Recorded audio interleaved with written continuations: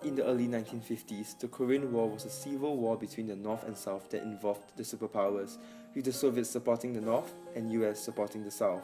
Both superpowers treated this as a proxy war that allowed facilitation of their ongoing battle for supremacy. This conflict arose because of several reasons, and they are the motivations for each party's involvement, as well as the geostrategic Cold War outside of Europe. So what were USSR's motivation, and how did their involvement lead to the start of the Korean War? Let's examine USSR's motivation. First was their desire to expand communism. While Stalin did not want USSR to become involved in another war immediately after the end of World War II, he still placed the interests of the USSR as first priority and wanted to see the expansion of communism. A united communist Korea would further secure Russia's borders, threaten America's new ally Japan, counter increasingly obvious American efforts to bring Japan within its system of post-war military alliances. Second was the encouragement that he got from the communist victory in China. This made him more confident of the communist bloc strength and pushed him to maintain the momentum generated by Mao's victory in the previous year. Third was the assurance that US would not get involved. In January 1950, in an important speech made by Secretary of State Dean Acheson to the National Press Club in Washington, D.C., he implied that the Korean Peninsula was not within the defense perimeter that the US had. In other words, omitting South Korea from a list of countries which the US would automatically defend in the event of aggression. This made them think that the US would not get involved, convincing him that a second front was now feasible in East Asia as the risk to USSR was now minimized with the absence of US involvement. Fourth was the need to compensate of the setbacks USSR had encountered in Europe, which he thought could be gained by a quick communist victory in Korea. Lastly, there was also the added advantage that direct Soviet involvement was not needed, as the North Koreans would take the initiative and operate under the pretext of unifying their country.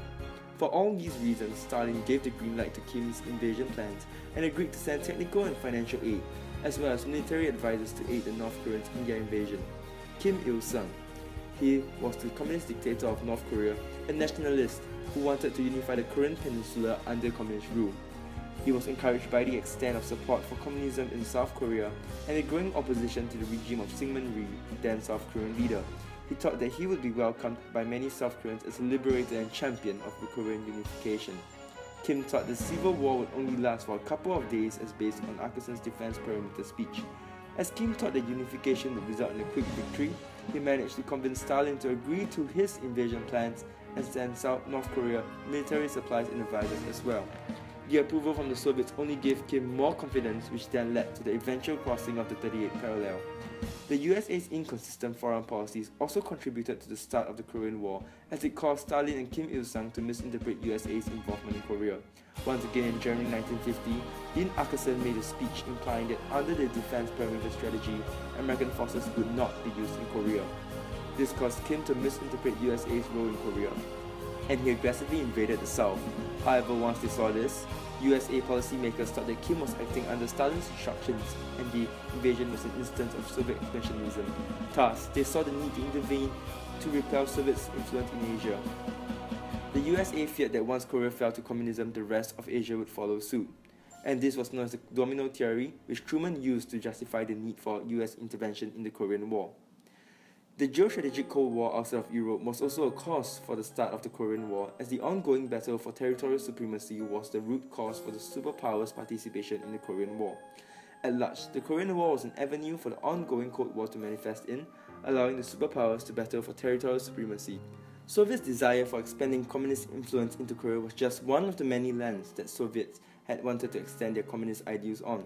Others of such lands would be in Eastern Europe states such as Bulgaria, Poland and Romania, where underhand tactics were adopted to install pro-communist governments. Also, in northern Iran, where wartime agreements were breached to retain a military presence there, even after the war. This exemplified Soviets' territorial ambitions that was present throughout the duration of the Cold War. US, on the other hand, had adopted a containment policy which was extended outside of the Korean War. This is evident in the Truman Doctrine, where aid were provided to countries under communist military threat such as Greece and Turkey, allowing them to have monetary support of $400 million that allowed the facilitation of war efforts. This showed US ongoing containment efforts on communism that was not exclusive to Korea. The geostrategic Cold War outside Europe thus led to the Korean War, as it acted as a proxy war that allowed both superpowers to demonstrate their supremacy without engaging in open warfare, which was the fundamental reason for the ongoing Cold War.